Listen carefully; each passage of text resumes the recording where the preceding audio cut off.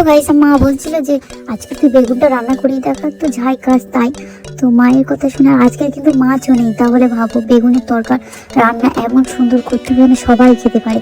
এই বিকেলে বেগুন, আলু, টমেটো দিয়ে, কড়াইশুঁটি দিয়ে, সামান্য পরিমাণে পালং শাক দিয়েছিলাম আর 4টে কাঁচা লঙ্কা দিয়েছিলাম, যার মধ্যে প্রথমে তেল দিয়েছিলাম, পেঁয়াজ কুচি দিয়েছিলাম, কাঁচা লঙ্কাটা দিয়ে দিয়েছি, আস্ত সমেত দিয়েছি। লাস্টে আমি ওইভাবে কেটে নেবো, কারণ কাঁচা লঙ্কা বটিতে কাটলে না আমার হাতটা জ্বালা করে, সেই দিকে আমি খুন্তি নিয়ে এরকম করে কেটে দিই। তোমরা চাইলে এটা ইউজ করতে পারো।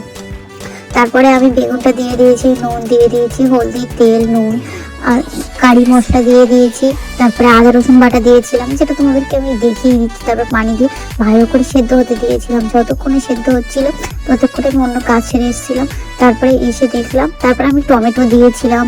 তারপরে যে কড়াইশুঁটি হয় সেটা আগেই দিয়ে দেবে, তাহলে কি হবে, ভালো করে সেদ্ধ হবে আর খেতেও বেশ দারুণ লাগবে। আর তোমরা চাইলে এই বেগুনটাকে একটু আস্তে আস্তে রাখতে পারো, বাট আমি আস্তে আস্তে রাখিনি, আমি পুরো মিহি করেছিলাম আর এত সুন্দর খেতে লেগেছে যে অসাধারণ ছিল। মা বলছিল আর একবার রান্না করে দিবি মাছ ছাড়াই। তোমরা ট্রাই করতে পারো, আশা করি ভালো হবে।